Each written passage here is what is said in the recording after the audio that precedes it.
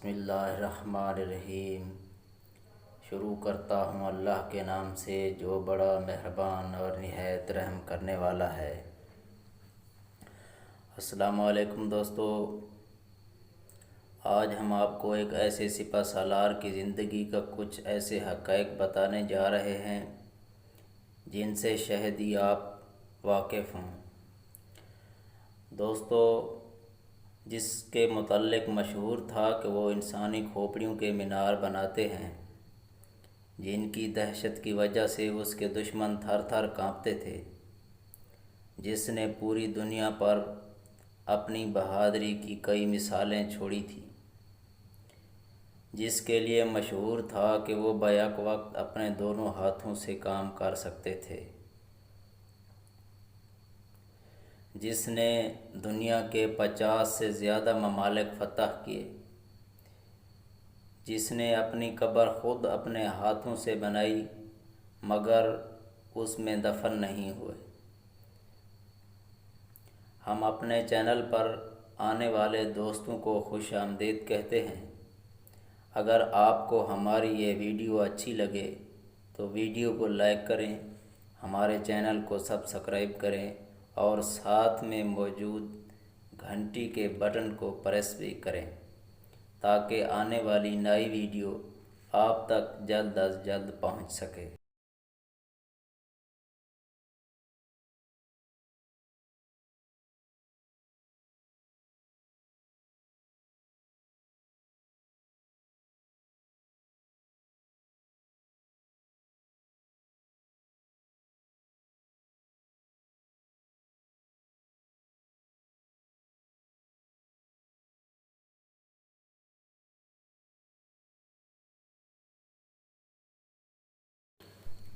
امیر Timur.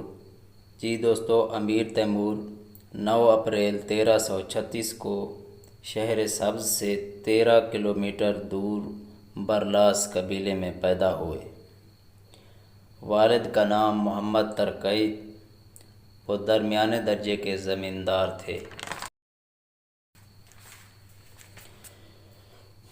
اللہ تعالیٰ نے Timur کو حیران کن صلاحیتوں سے نوازا تھا۔ وہ غیر معمولی یادداشت کا مالک تھا۔ وہ بیک وقت دونوں ہاتھوں سے کام کر سکتا تھا۔ وہ آلات حرب سے کھلونوں کی طرح کھیلتا تھا۔ وہ آنکھیں بند کر کے تیر اندازی اور گھڑ سواری کر سکتا تھا۔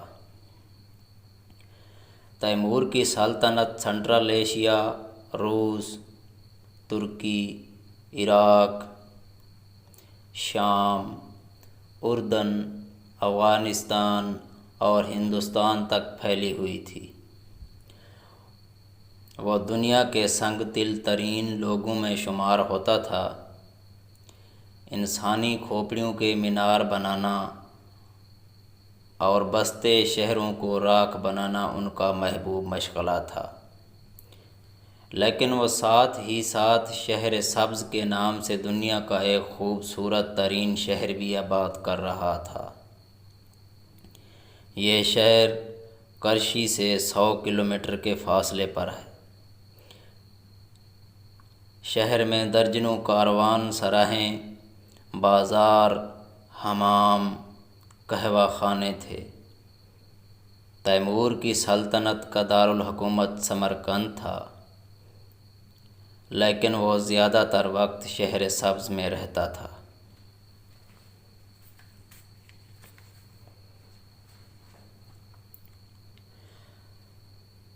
اس نے اپنے لیے یہاں ایک سفید محل بنوا رکھا تھا۔ یہ محل 70 میٹر اونچا تھا۔ پورا شہر اس محل سے نظر آتا تھا۔ محل کی آخری منزل پر سوئمنگ پول تھا۔ پول کے لیے پانی پہاڑوں سے آتا تھا اور کشش ثقل کے ذریعے آخری منزل تک پہنچتا تھا۔ شہر سبز کی پہلی عمارت تیمور کے پوتے مرزا الغ بیگ کی مسجد اور مدرسہ ہے۔ مسجد کا گنبد اونچا اور اندر سونے سے قرآن کریم کی آیات لکھی ہوئی ہیں۔ منبر سے اذان کی آواز گونجتی ہے تو پوری مسجد میں سنائی دیتی ہے۔ یہ مسجد سال میں صرف 2 دفعہ کھولی جاتی ہے۔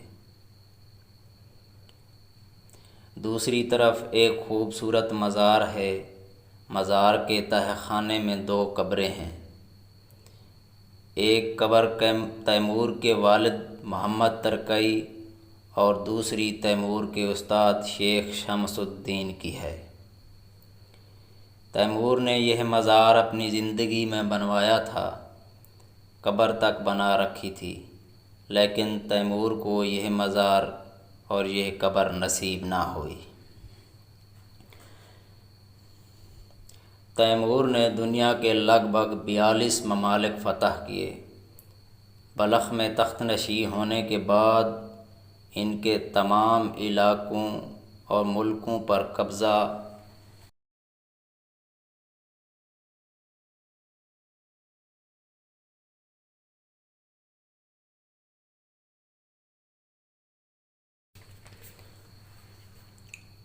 اپنا حق سمجھتا، جہاں چنگیز خان کی اولاد کی حکومت رہی۔ اس نے فتوحات اور لشکر کشی کے ایسے سلسلے کا آغاز کیا جو اس کی موت تک پورے 37 سال تک جاری رہا۔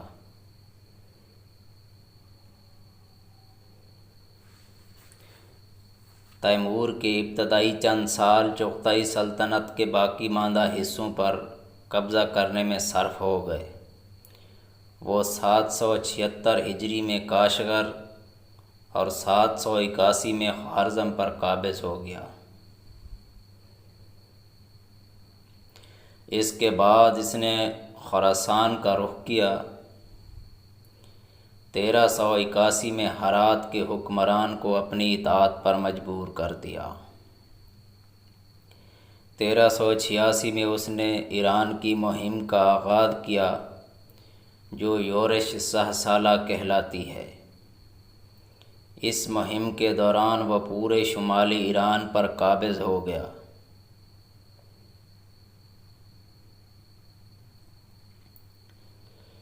تیرہ سو 91 میں تیمور نے خاندان سرائے کے خان کے خلاف لشکر کشی کی، جو فوجی نقطہ نظر سے فن حرب کا ایک عظیم کارنامہ سمجھی جاتی ہے۔ تیمور نے تخت کی سرکوبی کے لیے 2 دفعہ روس پر لشکر کشی کی۔ ان میں پہلی لشکر کشی 1391 میں کی گئی۔ 18 اپریل 1391 کو تختمشق کی ایک خونریز جنگ میں شکست ہوئی۔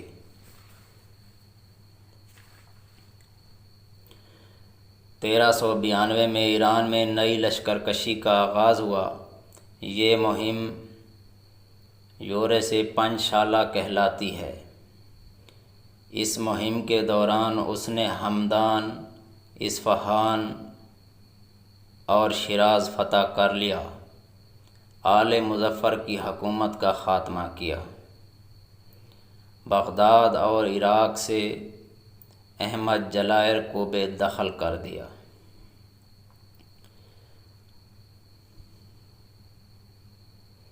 18 اپریل 1395 کو تختمشق کا ایک اور شکست دی۔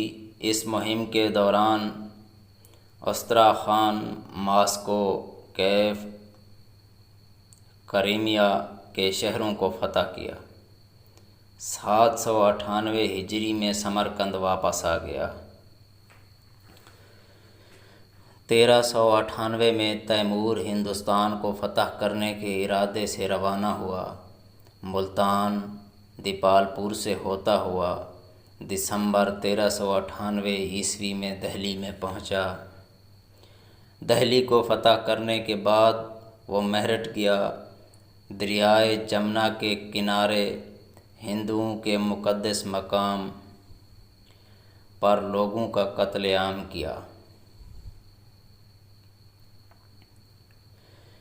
اسی دوران تیمور کو تشویشناک خبریں ملنا شروع ہو گئیں کہ احمد جلائر سلطان بایزید یلدرم کے ساتھ مل کر تیمور کے خلاف محاذ بنا رہے ہیں، تو تیمور فوراً سمرقند واپس آ گئے۔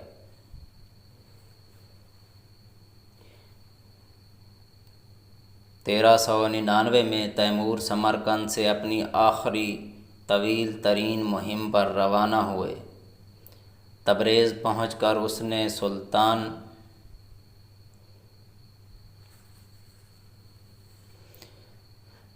سلطان کے پاس سفیر بھیجے، جن کو قتل کر دیا گیا۔ سلطان کی سرکوبی کے لیے روانہ ہوا، جو احمد جلائر کی مدد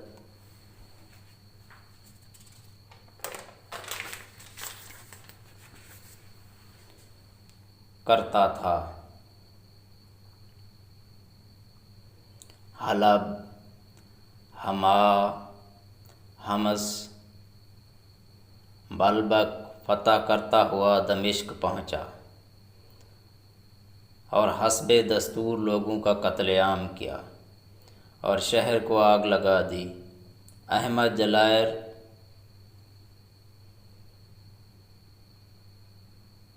تیمور کے بغداد پہنچتے ہی فرار ہو گیا۔ سلطان با یزید سے اختلاف کے باوجود تیمور نے ان سے خط و کتابت جاری رکھی۔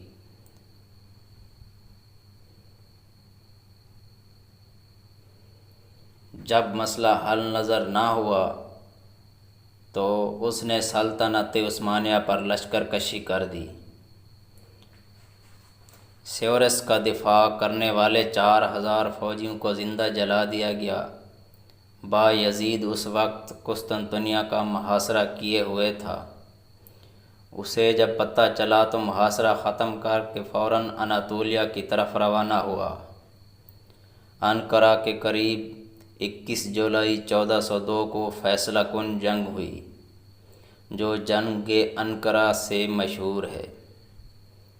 با یزید کو شکست ہوئی، وہ گرفتار ہو گئے۔ تیمور نے ان کے ساتھ عزت و احترام سے کام لیا۔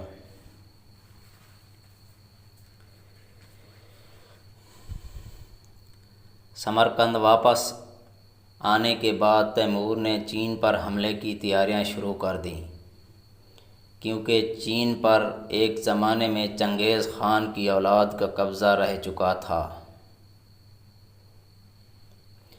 اس لیے تیمور چین پر مہم جوئی کرنا چاہتا تھا۔ سردیاں شباب پر تھیں اور تیمور بوڑھا تھا۔ دریائے سیر کو پار کرنے کے بعد، جو کہ منجمد ہو چکا تھا، جب وہ اترار پہنچا تو اس کی طبیعت خراب ہو گئی۔ اسی جگہ 18 فروری 1405 کو تیمور کا انتقال ہو گیا۔